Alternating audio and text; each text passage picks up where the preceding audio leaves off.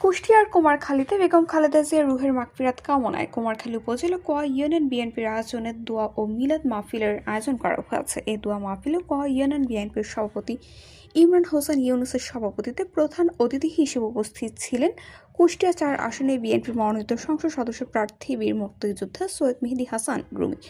মঙ্গলবার বিকেলে কয়া বাজারে আয়োজিত এ দোয়া মাহফিলে দোয়া ও মোনাজাতে সাবেক প্রধানমন্ত্রী বেগম খালেদা জিয়ার রুহের মাগফিরাত কামনার পাশাপাশি দেশ ও জাতির শান্তি, সমৃদ্ধি ও গণতন্ত্রের সুদৃঢ়তা কামনায় দোয়া করা হয়।